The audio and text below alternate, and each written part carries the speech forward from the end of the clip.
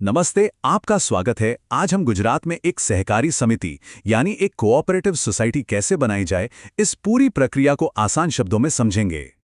अक्सर ऐसा होता है ना, कोई बहुत अच्छा आइडिया है, समुदाय के लिए कुछ करना है, पर उसे ऑफिशियल कैसे बनाया जाए ये समझ नहीं आता। और देखिए, चाहे खेती हो या फिर हाउसिंग, ज़्यादातर कम्युनिटी प्रोजेक्ट्स की शुरुआत इसी एक सवाल से होती है। तो इसका एक बहुत अच्छा समाधान हो सकता है, एक सहकारी समिति। अब ये है क्या? अरे सीधी सी बात है, ये एक ऑफिशियल स्ट्रक्चर है, एक औपचारिक ढांचा जहां लोग एक साथ मिलकर अपने किसी कॉमन गोल के लिए काम करते हैं। तो चलिए इसी को जरा और गहराई से समझते हैं। तो ये रहा हमारा आज का रोड मैप। हम बिल्कुल शुरुआत से यानी आइडिया से लेकर सारे नियम और कागजी कार्रवाई को समझेंगे और देखेंगे कि एक फुली रजिस्टर्ड सोसाइटी कैसे काम करना शुरू करती है। तो चलिए शुरू करते हैं पहले कदम से। देखिए, किसी भी बड़ी चीज को बनाने के लिए एक मजबूत नींव चाहिए, है ना? और यहां पर वो नींव है सही लोग और एक मजबूत आइडिया। अब सबसे पहला और सबसे जरूरी नंबर जो याद रखना है वो है 10। जी हां, कम से कम 10 लोग चाहिए, और वो भी अलग अलग परिवारों से, जो मिलके एक प्राइमरी कोऑपरेटिव सोसाइटी की शुरुआत कर सकें। तो जब ये 10 लोग मिल जाते हैं तो होती है सबसे जरूरी मीटिंग। ये वो मीटिंग है जहां सब कुछ तय होता है। सोसाइटी का नाम क्या होगा, उसके नियम क्या होंगे, बैंक अकाउंट कहां खुलेगा, ये सब कुछ। असल में इसी मीटिंग में एक आइडिया एक प्रॉपर प्लान में बदल जाता है।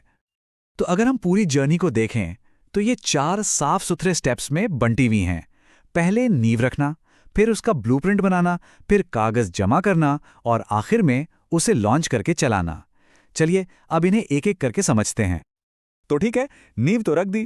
अब आते हैं दूसरे स्टेप पर, यानी ब्लूप्रिंट तैयार करने पर। यहां पर हम उन 2 सबसे जरूरी डॉक्यूमेंट्स की बात करेंगे जो पूरी सोसाइटी को चलाएंगे। ये 2 दस्तावेज बहुत जरूरी हैं। पहले हैं बायलॉज यानी उपनियम।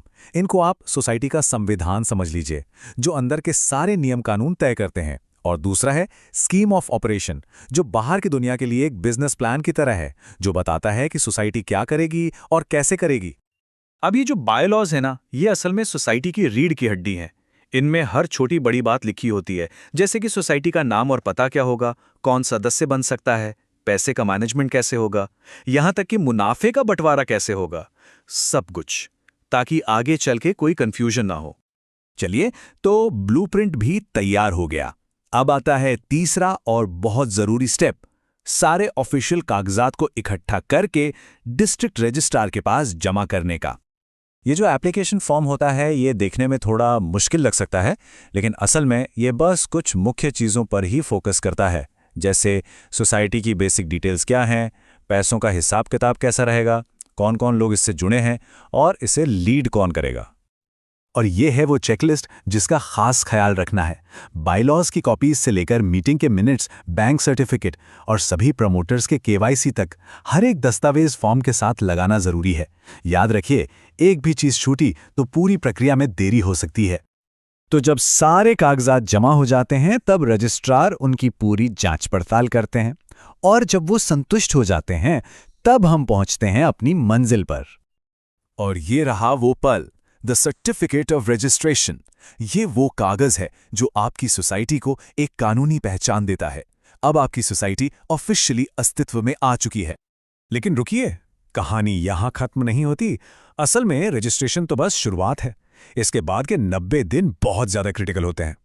पहली जनरल मीटिंग करने से लेकर पैन कार्ड बनवाने और सारे खाते बही तैयार करने तक, ये सब काम इसी 90 दिन के अंदर पूरे करने होते हैं, ताकि सोसाइटी सही से काम करना शुरू कर सके।